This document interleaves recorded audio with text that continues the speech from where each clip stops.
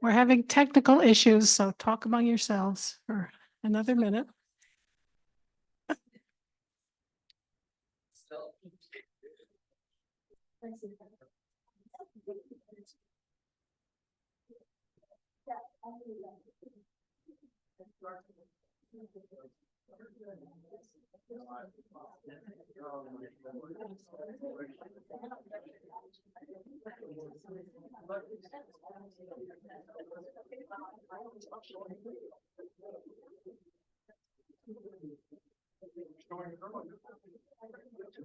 Can I get out the reflection from the glass?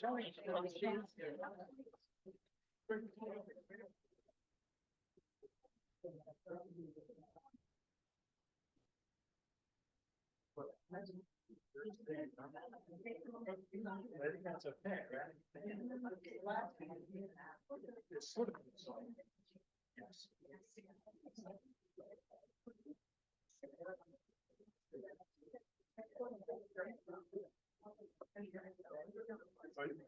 All right. Okay, technical issues resolved, and good evening, Democrats and friendly unaffiliateds. I'm Vicki Shea. I'm the chair of the Farrington Democratic Club. We are live in the gathering place and probably on Zoom. Yes. Yes, good. Okay, confirmed. So just several reminders. Please turn off your cell phones. And during the question and answer, if you're in the gathering place, please wait for the microphone, which is also the Zoom microphone, so that everyone can hear comfortably. If you raise your hand and have a question, the microphone will come to you. And if you're on Zoom, please type your questions into the chat box and they'll be read out. People have been giving me announcements. One announcement is that at the last meeting, 2 people left a combination of $30, but we don't know who it was from. It was probably a membership renewal. So if you left money, but you haven't gotten a letter thanking you for your membership, that's why. And if you could go and and tell the membership table who you are. And there's only two of you, so if 4 people go, we have a different issue. Okay. So our speaker tonight is Pat Brown, who's a local attorney and a Chatham Democratic Party activist. She took on the formidable task of reading the entire 900+ page Project 2025 document. She'll talk about that and also about the larger legal context of a possible Trump administration. We're so grateful to have her with us tonight, so please welcome her, Pat Brown.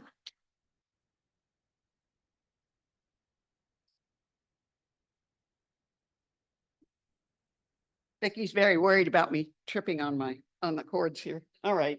So thank you for coming tonight. I know I have to do this microphone thing.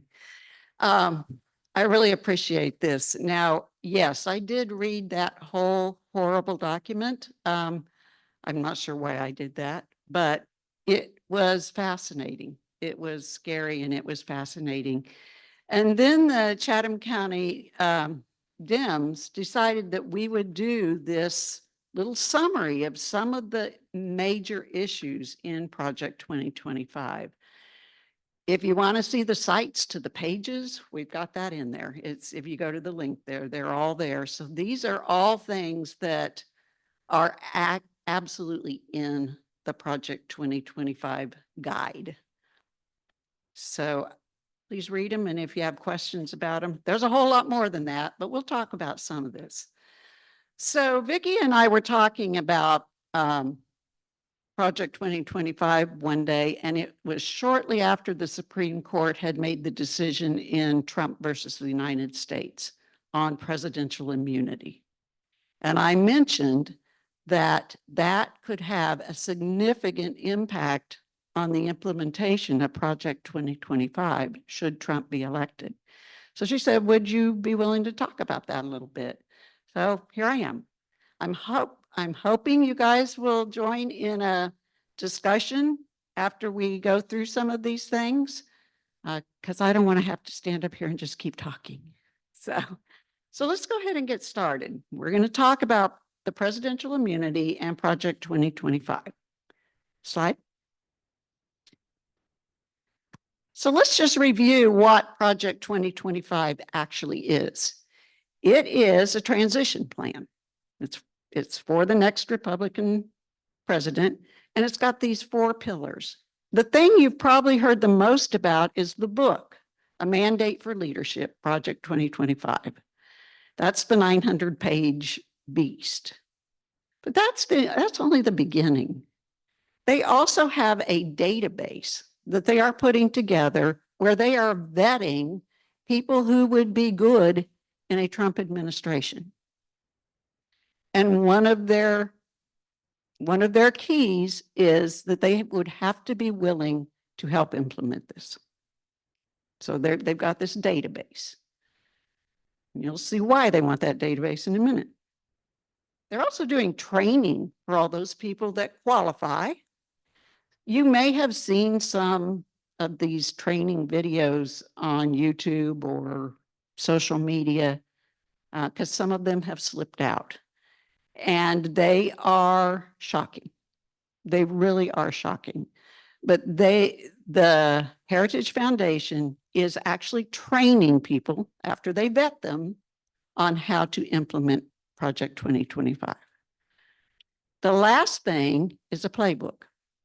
They have a playbook that delineates the exact actions that are to be taken to implement all of the things that were in the 900-page book.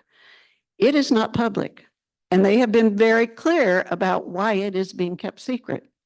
It's being kept secret because they do not want anyone building a plan to counter it. So the playbook is very concerning because we have an idea what might be in there, but we don't know for sure. I just wanted folks to know. And that playbook, by the way, is for the first 180 days. So they plan to come in and make a splash immediately. Okay. Do you prefer to ask questions as we go along, or should we just keep going, Vicki? Keep going. Okay. I'll never finish. Okay, good. Actually, I like that. Okay, so who created Project 2025? Slide. Oh, you got it. Okay. Y'all probably know it was sponsored by the Heritage Foundation, and know who the Heritage Foundation is. It's a conservative think tank. And I use that term conservative in today's view. It started with Ronald Reagan's administration, but has shifted dramatically into the more extreme views of conservatism. In fact, Project 2025 was built on, and I'm going to forget the year, Project whatever it was when Ronald Reagan was president. So they started this whole plan to change over many, many years ago. And now they have just updated it to fit their more extreme views of what they want to get done. It was led by 2 former Trump officials, Paul Dans, who was the chief of staff for the Office of Personnel Management. He's since stepped away from the Heritage Foundation because he is working for the Trump campaign, and they're trying to distance themselves from it. So he stepped down. The other guy is, I hope I pronounce his name right, Spencer Chatrine. He's a former special assistant to Trump, and he is now the project's associate director. So you can't tell me there isn't a very close tie there. There absolutely is. Slide. Okay, so let's talk about the main structural goals of this whole project. Again, I think there are 4 pillars to their goals as well.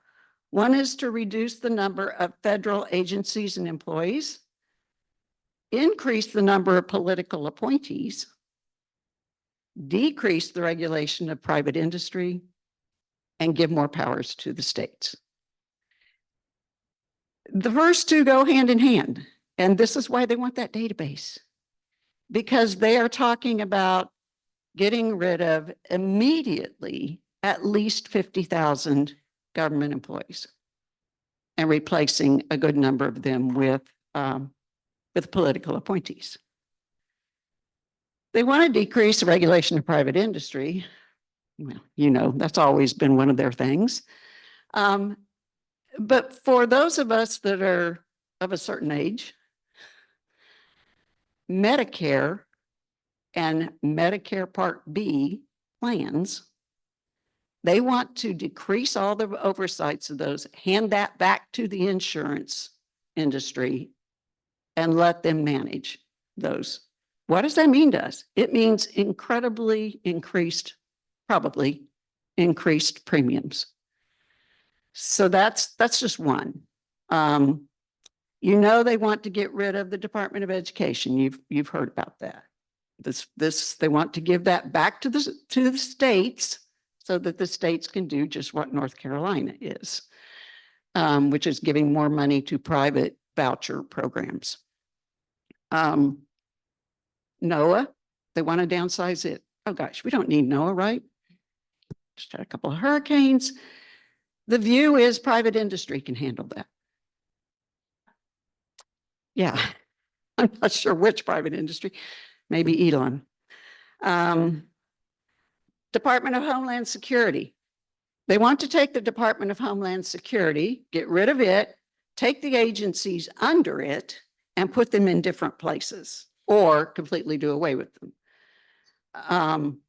One of those, of course, is border control. And there have been numerous rumors because there's nothing very clear about where they would put border control. But you guys have all heard some of it would be more militarized. You know, they're going to build these camps, but we won't call them internment camps. So that's just an example. That's just an example. And if you look at this document, you'll see several of those instances where they are getting rid of federal agencies in order to either give it to private industry or just give it to the states or just say, we're not going to do that anymore. All right, so that's Project 2025. That's my little refresher course. Now let's talk about Trump versus the United States. Another slide here. You all have probably heard about this too. This was a 6-3 decision. Of course, the only people who voted against this were Justice Sotomayor, Justice Kagan, and Justice Brown, Jackson Brown. Sorry. And this is the holding. It's got 3 parts. That a former president has absolute immunity for activities that fall under his constitutional rights. Now, what are some of those things? These are the things that Congress can't touch. So I'll give you a couple examples in a second. Let's talk about the next level. So that's absolute immunity. Cannot be charged, nothing can be done. They are also entitled to a presumption of immunity that would have to be broken in order to charge for things that are official acts. And we'll talk a minute about how do you decide what's an official act? So you can see that they're putting the Supreme Court put a lot of bars up for a president to be prosecuted. And then unofficial acts, there's no immunity. Now, if you want to read something that is only 185 pages long, Jack Smith's brief on presidential immunity and why it does not apply to the DC January 6 cases is phenomenal. And you would actually enjoy reading it. They did such a good job with it. And they laid all of these things out and talked about what the challenges would be going forward. So I do highly recommend that because it really is fascinating, unlike Project 2025. And it's actually uplifting. Okay. The last thing that I didn't put up here, though, is you also cannot use any evidence, no testimony, no materials, no records, nothing that was part of an official act for which they have immunity if you are prosecuting them in something else that is an unofficial act.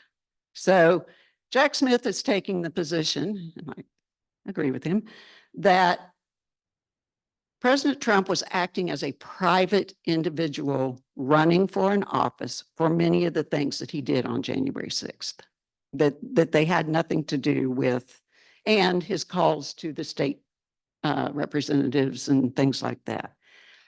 But his discussions with the DOJ and trying to get them to enforce the state's activities off limits. Completely off limits. He can't talk about it. He can't introduce it at all because the president working with the DOJ is completely immune.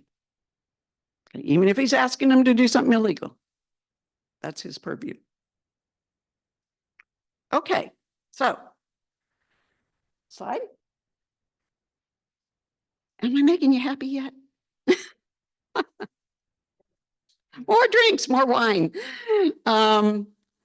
I told these guys I can't have a glass of wine and drive the microphone because I'm a former Marine, and some of those words I learned in the Marine Corps when I'm talking about this might slip out.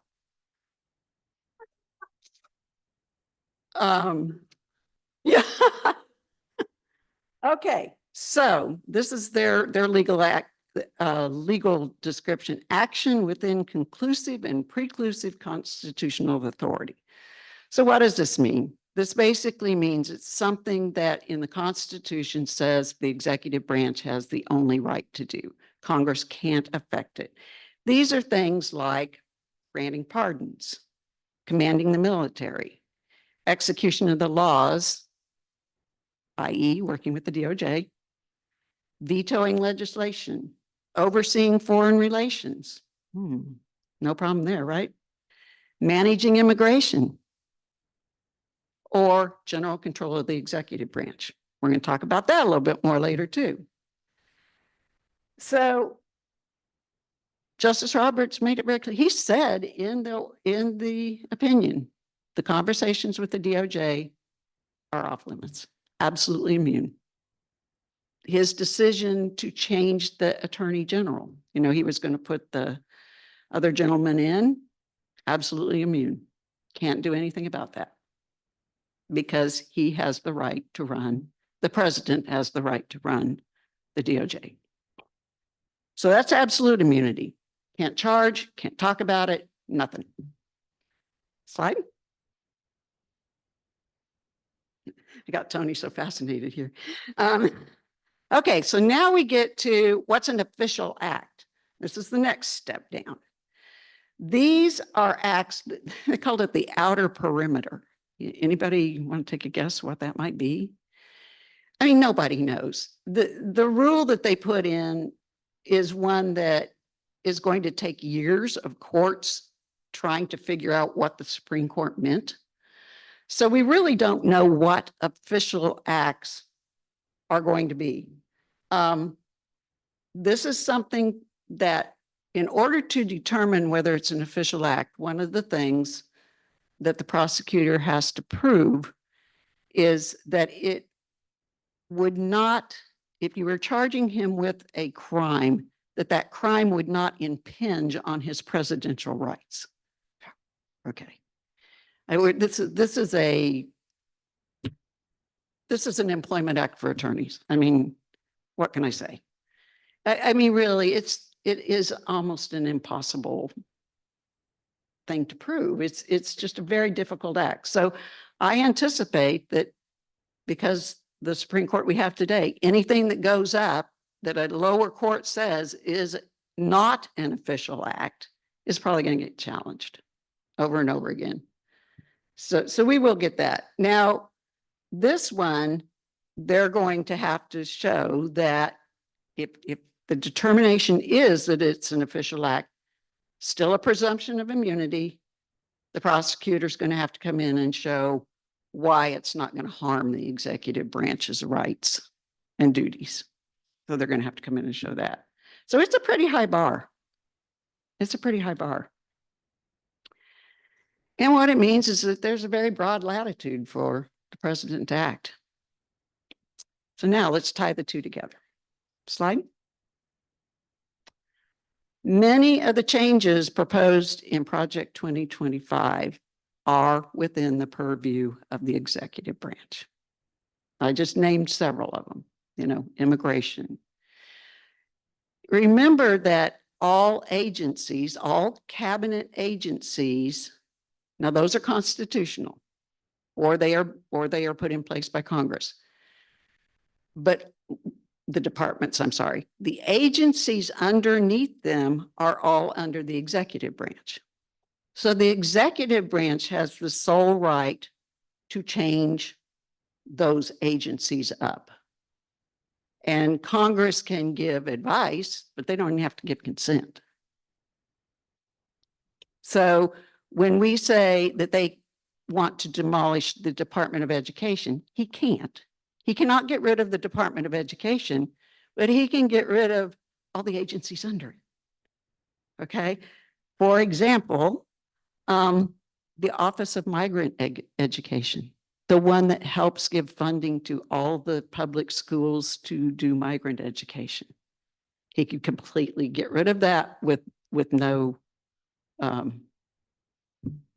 repercussions. That's okay. Likewise, he could get rid of NOAA.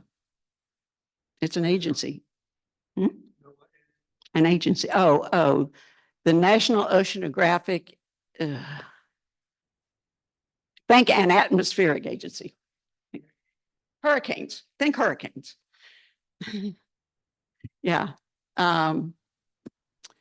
So it gives the presidential, whoever is the president, has tremendous power to put in place these changes that they want for Project 2025. And if he puts in place his political appointees based on their fidelity to him and to these changes, and there is not a strong Congress to even try to change it, it's going to be tough. It's going to be really tough. So that was really what I wanted to say about those two things and how they match up. It's scary. It's really scary. So now let me scare you one more time. It's Halloween. It's spooky season. Let me scare you one more time and let's talk about one of our favorite people. You got it? J.D. Vance. Mr. Vance is very, very tied to the Heritage Foundation. Now, he will say he isn't, but he has worked with Kevin Roberts, who founded the Heritage Foundation, for many, many years. He wrote the foreword to Roberts' new book, talking about the themes were ones that he liked. Okay.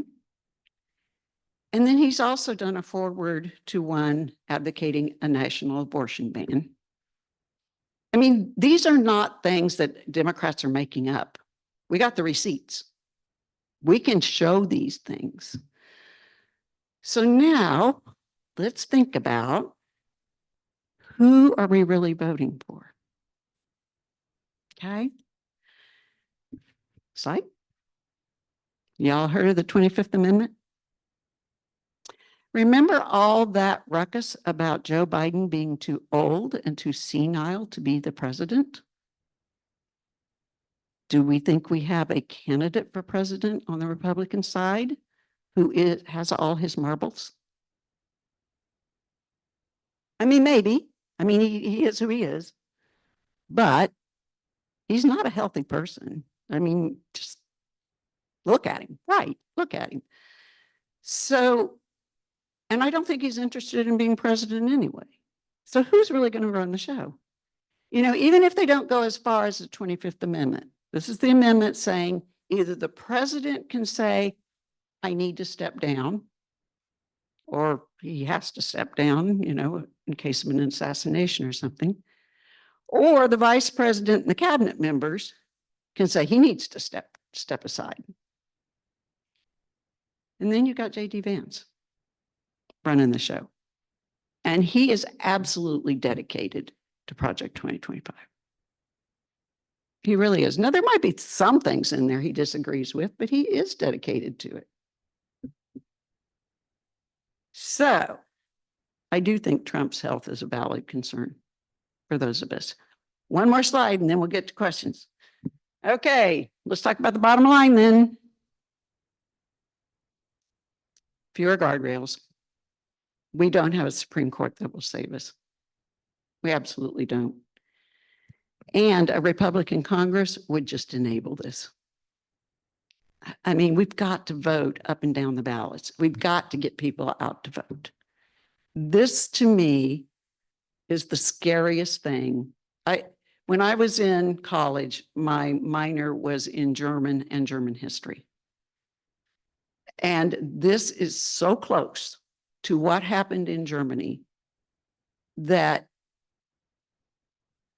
I don't even know what to say. It is so scary. So it's in our power. It's in our power to get people out to vote and to educate them and tell them about this. I don't think people really recognize the little incremental things that are happening that could just explode. They could just explode. So let's get our friends, call your neighbors, call your children, call one person and ask them to call one person and make sure they've got a plan to vote and tell them that this is real. This is real. So we can do this. We can do this. I mean, we really can. Any questions? Thank you.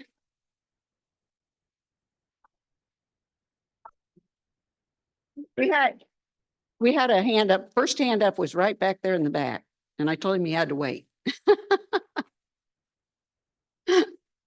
Sorry. Oh,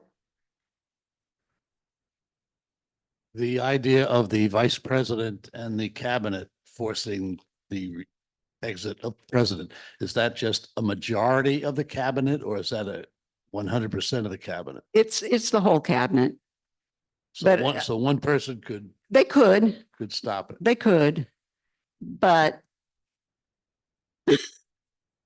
yeah, I don't think we'll have the sane, even the semi-sane people that were in the Trump's first administration, you know, the Millies and the folks like that who they went along with him, but, you know, or even a Mike Pence. You know, Mike Pence said no. He wouldn't do it. So I just don't think he's going to surround himself. He learned his lesson. He's going to surround himself with sycophants this time.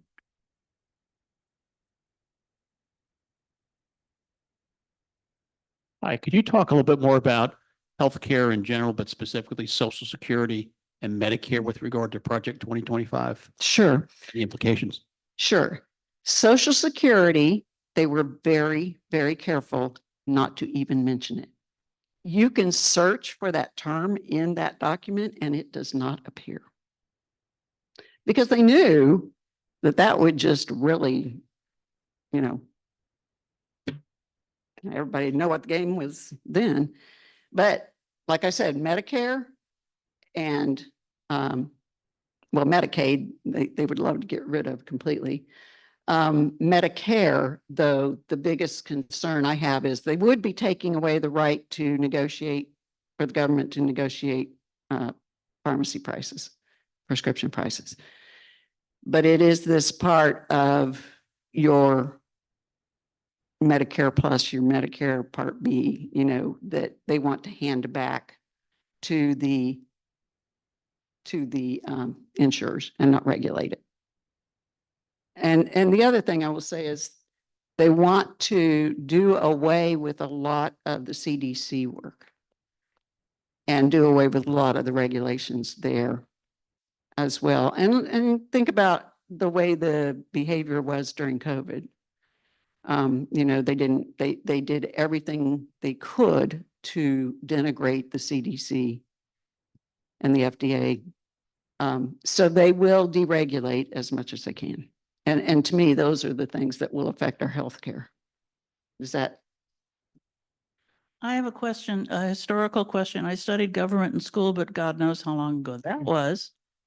I remember that there are some things that Congress can do and historically that have been effective to moderate the changes, the expansion of executive power, executive privilege. Mhm. Could you go into that a little bit, please? You know, I don't have all the details on that either. I really focused on what the congressional or what the constitutional rights were. You are right, though. They have done some things. And if you think about it, they proposed an amendment to counter that Trump versus the United States, but that's an amendment to the Constitution. One of the things that's been interesting about our government in the recent years is how much, because Congress is fairly dysfunctional most of the time, they have handed over the rights to take action to the executive office. Think how many executive orders we have.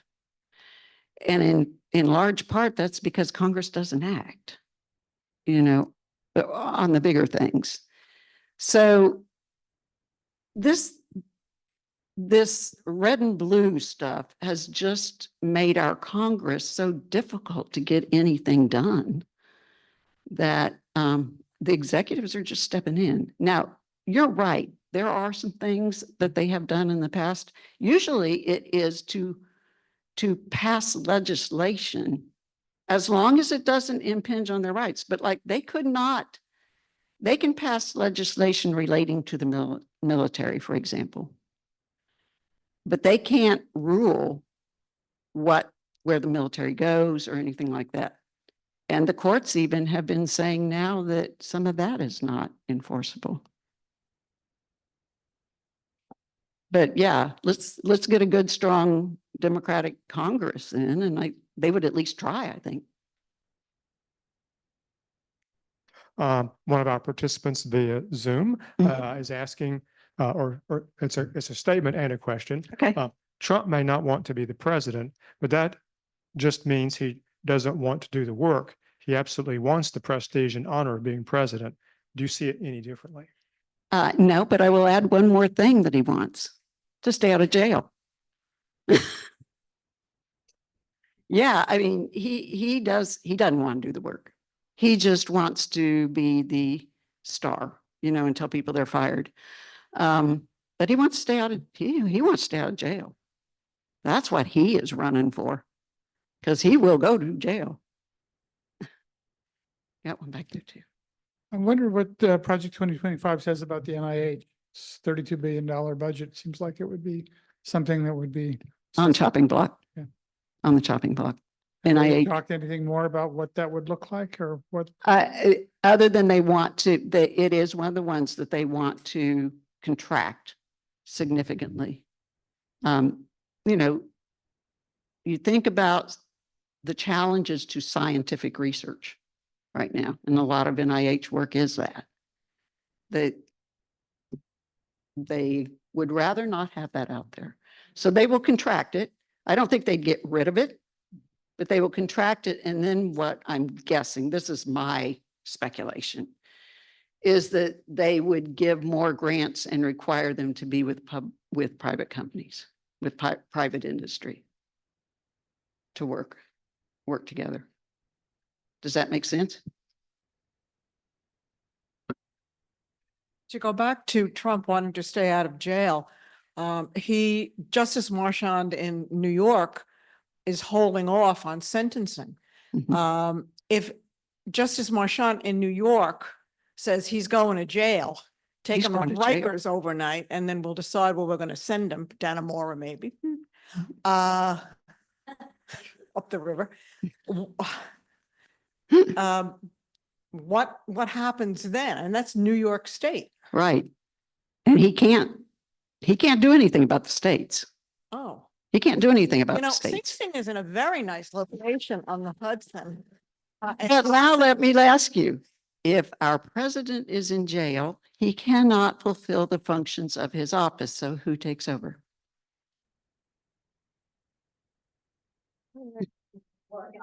You do know. You do know. Yeah, I mean, so yes, we would all love to see ex-president, the former guy in prison because he should be. He should be. He is a convicted felon. You know, he should be.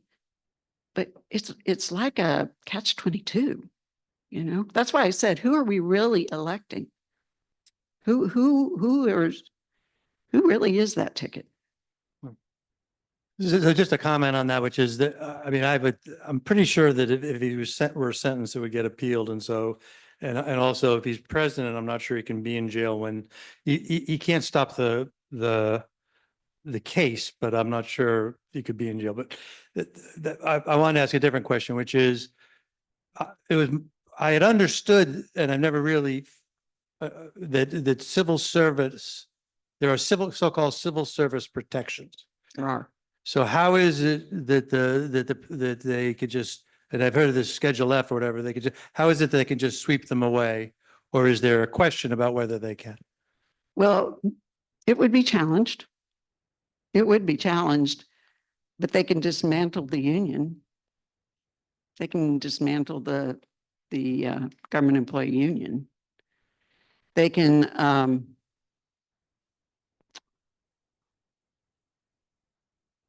change those laws unless it has been something that Congress has put in place, which some of them are. But then he can go back and say, the administration could go back and challenge that and say, this is overriding my constitutional authority. Most places wouldn't. I mean, the problem here is, guys, we've never run into this because no president has ever done that or even thought about it. I mean, I don't even think Ronald Reagan did. You think about the air traffic controller strike, right? That was probably the furthest anyone had ever gone when he said, fine, you strike or you can't strike. But he was able to do that. He was able to override that because of his authority. So I think they will push the envelope. And my comment about the courts is, I think there are lower courts that will do the right thing. I am not convinced the Supreme Court will, though. And you're to your point about going to jail. Probably not. It's going to get all appealed anyway, but he can't tell the DOJ to get rid of that case. You can't stop the case. So the question would be, you know, he would challenge it by saying, I can't function. So.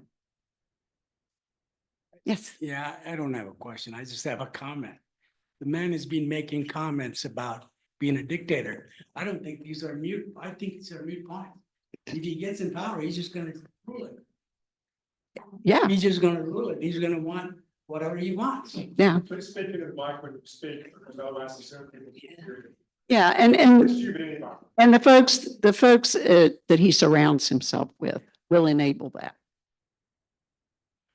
Yes, hi. In your box on taxes, the first item is moving to a consumption tax rather than an income tax would likely hit lower income families harder. Is there any scenario where it wouldn't hit lower income people harder? No, no. My point is. You mean, why did I say likely? Because we were using the terminology from other papers that we could cite. I think that's an issue on a lot of what the Democrats do. They just seem to be too wishy-washy and not aggressive enough. We can be. I agree.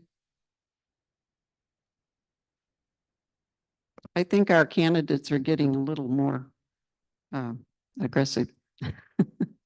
Does Joe Biden have presidential immunity? Yes, he does.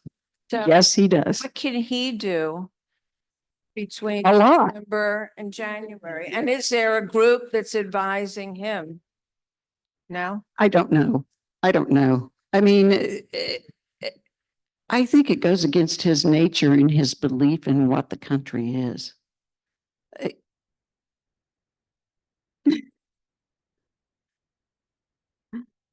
There was a news item today that there's a plan being floated by the Trump team to, if Kamala wins, to make all the electoral votes go to Trump in North Carolina because of perturbations due to Hurricane Helene. Have you seen anything on this? And does that even? I have seen Does it even something on it. seem like anything any of us should be worried about? Yeah, so the question was, there's been some talk about how the Trump campaign, if he loses, is going to challenge the electoral votes in North Carolina because of the rights that were given in light of the hurricanes. So some of the extensions and easier ways to vote. It's the same thing they've been doing, and Mark Elias and his team are on it. They know what they're doing. I will say this, we are so much better prepared than we were last time. I mean, they've got it. They've got the briefs already written. They know what they're doing. And I'm going to trust in them. I don't think so. I think what it will do, though, is it could delay. I mean, their whole goal is to delay the final decision on the election so that they can just cause more chaos.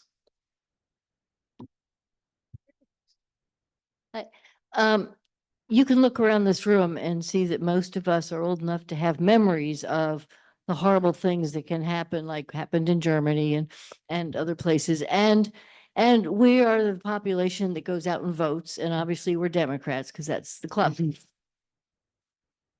Do you think that the 30s, the 40 generation, 40-year-olds, 50-year-olds even, but the 20s, 30s, 40s, I don't know whether you work at a university, are any of them, do you know if the younger folks are understanding this and can we get them, we're all out voting and we're taking all our neighbors to vote, but how do we get the younger people to realize this is serious? I don't work at a university. I work at SAS. But I work with a lot of young people there. And I can tell you they're very engaged. I mean, not all of them, but then not all the people our age are either. I would say the ones that I'm the most worried about are kind of that 25 to 40. The Gen X, the Gen Xers. The younger folks, once Biden stepped aside. Now, I heard a lot from them about there's nobody on that ticket that understands us. There's nobody on that ticket that knows what we're going through right now. And I'd say, look, guys, they are trying their best to get rid of your student loans. They are trying to give you more, blah, blah, blah.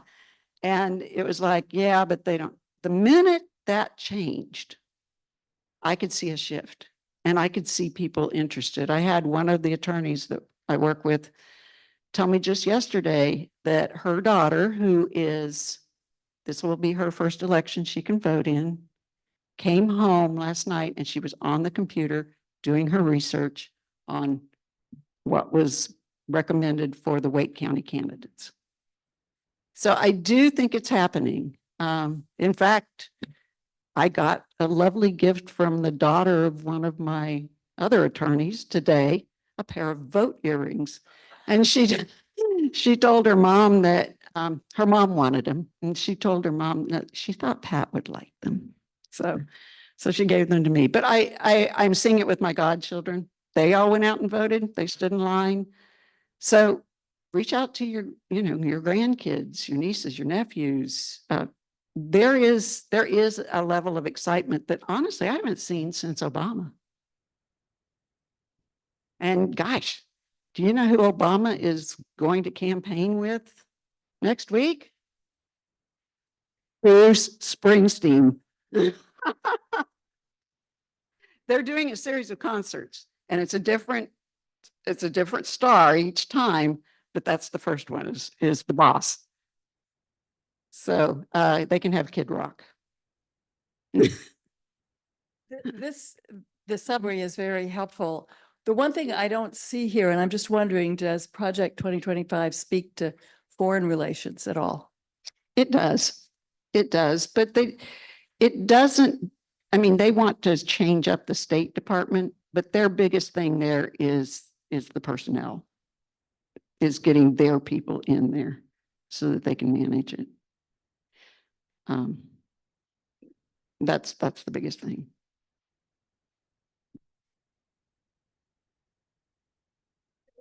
You know what, gotta wait for your, so the Zoom people can hear.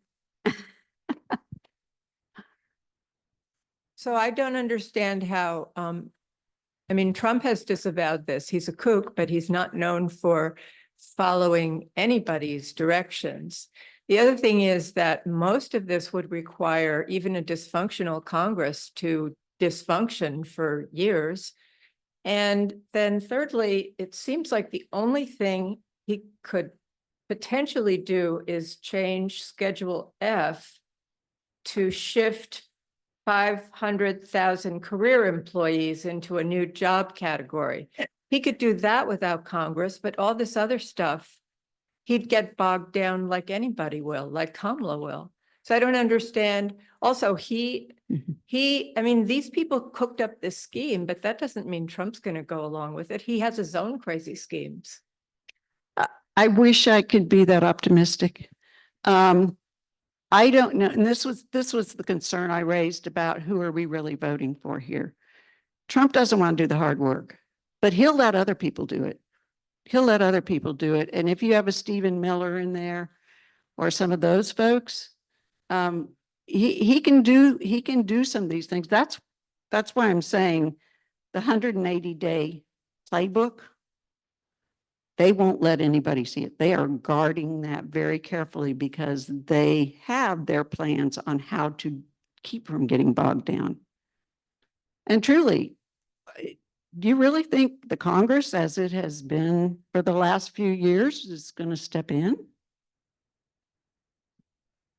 All of this to other people. Oh, I do. I'm sorry, but I do. Because he doesn't care. As long as he gets his minute in the media, and he's feeding his base, the things they're hearing. Did you guys hear the story on MSNBC today about his comment on the soldier's funeral?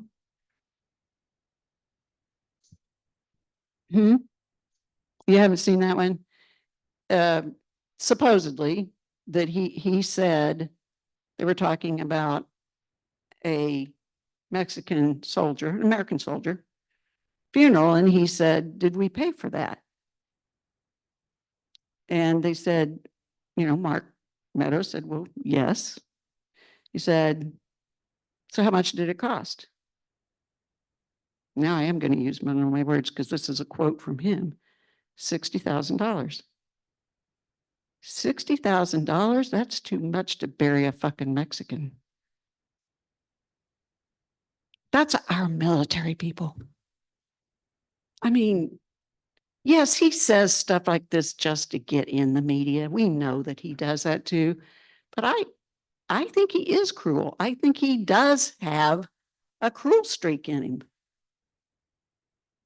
And so I have to take him at his word, even though he is just trying to get his moment in the spotlight.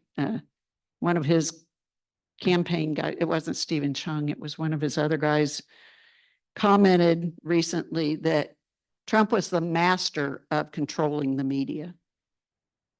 And I'm sorry, but he is. He is. He always knows how to change the tune so it gets focused back on him. So yeah. Just a comment really on the education part and going back to us voting and what are younger people thinking today.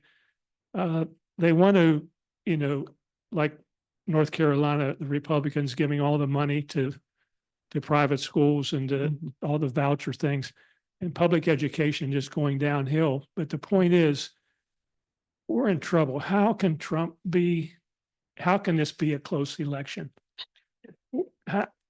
We just don't understand that. Well, what I want to say again, back to education, I think a lot of it has to do with education.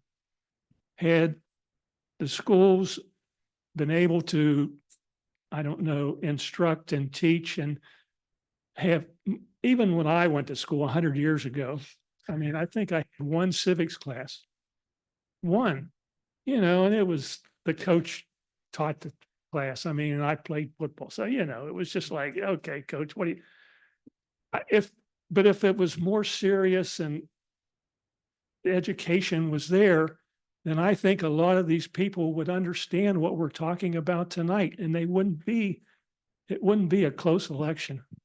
I would Just a hope so. comment. No, I think it's a good comment. And I have said that I think we need to play for some of our congressional members, Schoolhouse Rock.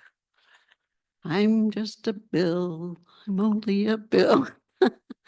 Those are the things that I worry that we've just lost it. We don't have the civics classes. We don't have the people. We're trying to get the message out, but part of it is just who we've shifted to as a society. We're a little bit more of a me society overall for many people. To your point about education, there's another reason. If education is lowered, it's a lot easier to get people to follow ridiculous stuff because they're not critical thinkers. Now, here's the flip side of that. And Republicans who have been for so many years the advocates of business, right? They were supposed to be the folks that advocated for business. You tell me how we're going to be a successful country and economy without well-trained workforces. So you'll see not all of the billionaires, but some of them are saying enough. We can't run our business if you keep doing this. We can't get good people to do these jobs. So where are they going to go? India, China, Japan. I mean, those folks, frankly, Africa, South Africa is. So that's one of the arguments I always try to go back to a Republican with when they start on this stuff about schools. It's like, what about the workforce? What are you going to do to ensure that we have a good, strong workforce? I work for a company that requires highly trained people. It'll go away. Ma'am. So I have a comment and a question, as they say. So the comment is, I think it's appropriate that we've been talking about how terrible things would be if he wins, but I don't think he's going to win. So I think there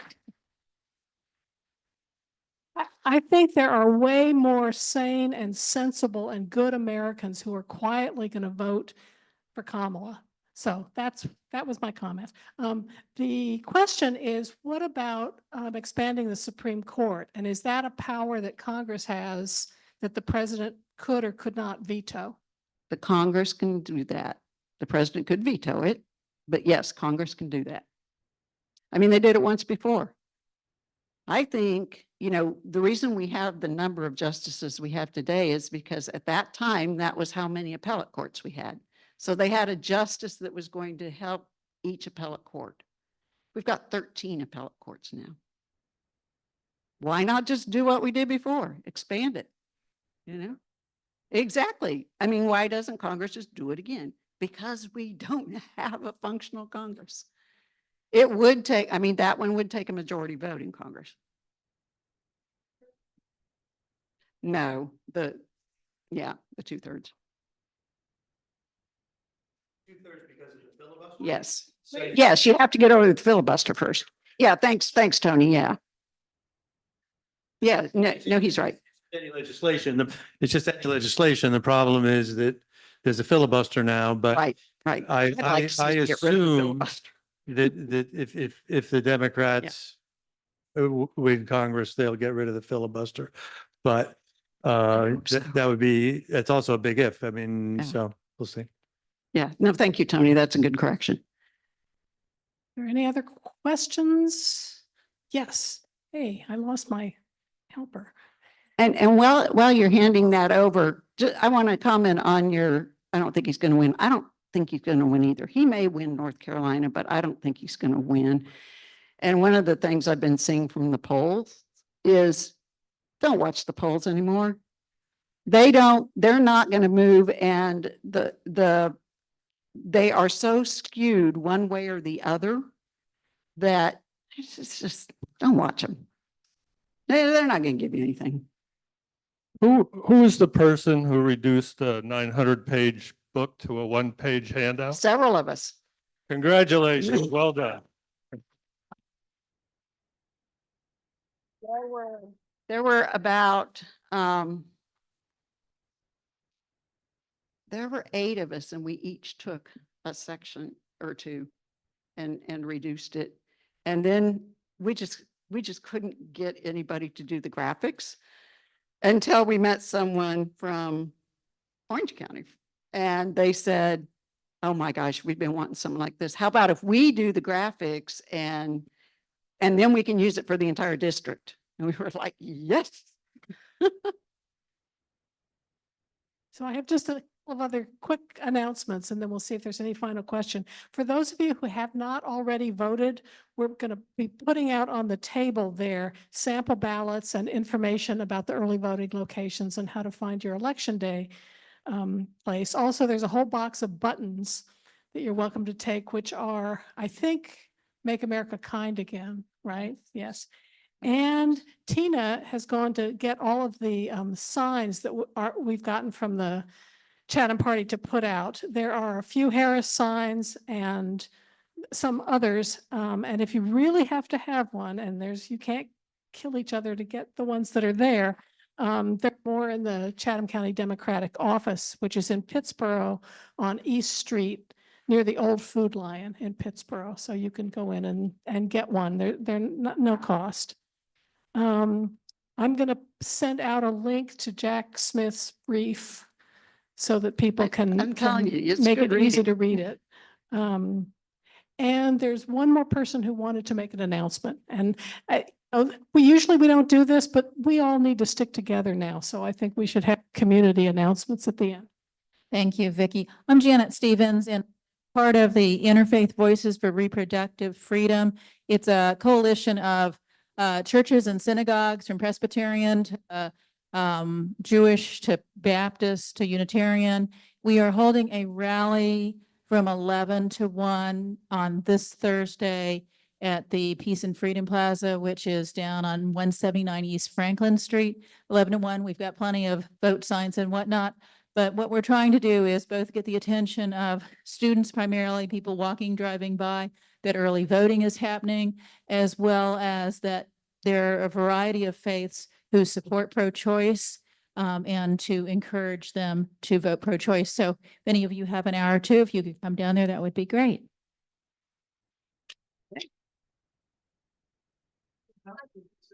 I can send it to Vicki, is that right? Sure. Yeah.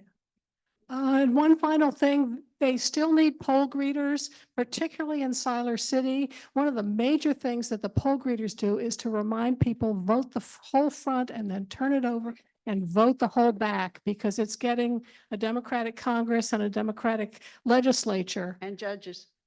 Right, and judges, and of course the governor and the attorney general. So but poll greeters encourage people to vote everything and not just come for the president.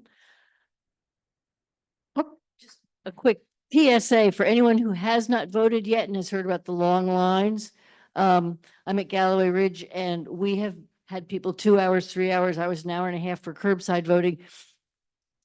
Everyone is telling me now that there is in fact a place to vote early in Governor's Village near Tarantini's, across from Tarantini's, and there's no wait there at all. No wait. So New Hope too?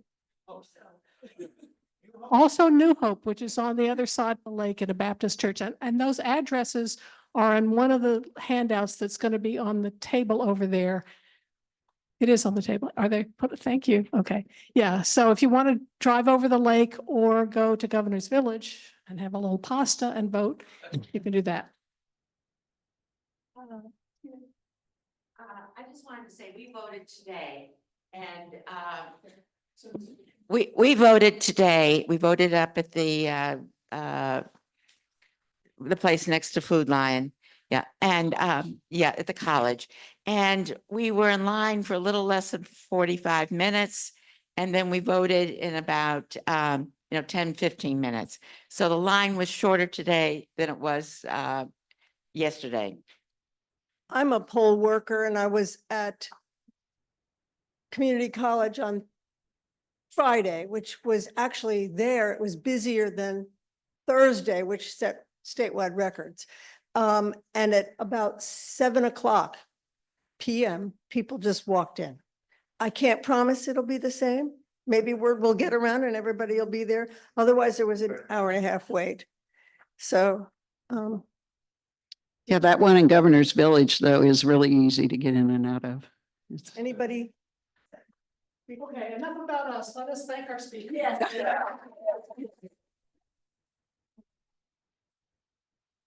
Vicky told me to say something happy at the end. I'm not sure.